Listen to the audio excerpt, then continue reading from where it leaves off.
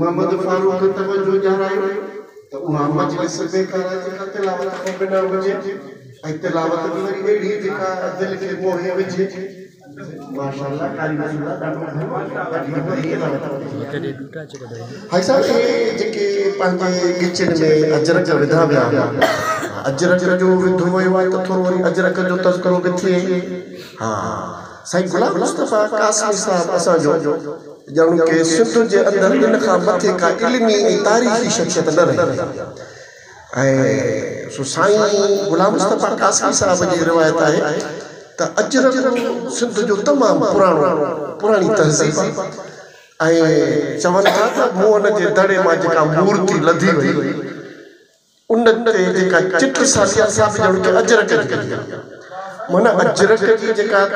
मिले थी पई उहा 5000 साल पुराणी थी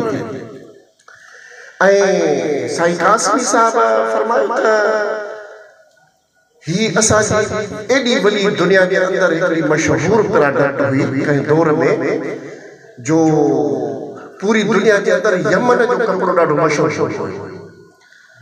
लेकिन यमन ॾाढी कोशिशि कई त अहिड़ो अजरक तयारु करे पर तयारु न करे सघिया पोइ सिंध मां इन पहिरीं ॿेड़नि जे ज़रिए इहो यमन विधो पोइ यमन वरी उते अरब दुनिया खे इहो फराहम कंदो हे अजरक सो साईं कासमी साहब त हुज़ूर जे ख़िदमत में बि अजरक पेश कयो वियो साईं जन उनखे ॾाढो पसंदि कयो वरी अल्लाह जी कुदरत टोपी बि जेका असां वियासीं सरहद वियासीं बलोचिस्तान वियासीं पंजाब वियासीं पर हेड़ी टोपी न ॾिठीसीं जेका सिंध जी टोपी आहे जो उनखे वरी अॻियां मेहराब जी सूरत ऐं चवनि था बुज़ुर्ग ॿुधाइनि था त जॾहिं माण्हू न सजदो कंदो आहे त उन जो हे निरड़ो ॼण के अलाह जे क़दमनि में पवंदो आहे सो असांजी तहज़ीब त ॾिसो उन निरड़ खे सफ़ा आजो करे छॾियो त जीअं अलाह जे क़दमनि में इहा टोपी रुकावट न बणिजे बाक़ी इहा पटारनि वारी टोपी या ॿियूं टोपियूं हीअं गोल पाए त निरड़ ते बीठियूं आहिनि निरड़ो खपे ई कान हा जे भाऊ खे आहे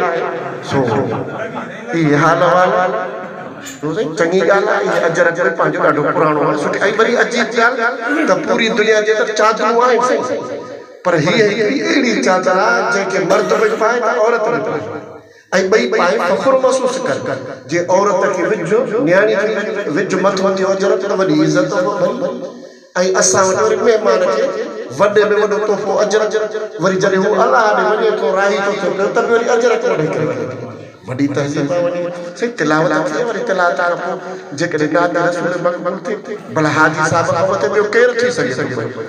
50 साल खां वठी करे 50 साल खां वठी करे हुज़ूर सल्लल्लाहु अलैहि वसल्लम जे शान में सीरत में नात रसूल मक़बूल चवण इहो को मामूली ॻाल्हि कान्हे तमामु वॾी ख़िदमत तमामु हू बि तारीफ़ हर हिक खे वणे अल्लाह के भी वणे अल्लाह जे रसूल के भी वणे असां के भी वणे थी जेके भाऊ असां के इस्तक़बाल जा लफ़्ज़ चया पाण ॾाढा ख़ुशि थिया तारीफ़ हर हिक खे वणे थी ॻाल्हि सिधी अल्लाह वरी शुरूआत में पंहिंजी तारीफ़ थो करे अल्हम्दुलिल्लाह रब्बिल आलमीन क़ुर जो आगाज़ ई पंहिंजी तारीफ़ थो करे सो जिन वञी अल्लाह जे रसूल जी तारीफ़ पे कई आहे त यकीनन उन जो शान में तमामु ऊंचो हूंदो तमामु मथो हूंदो सो जेकॾहिं तिलावत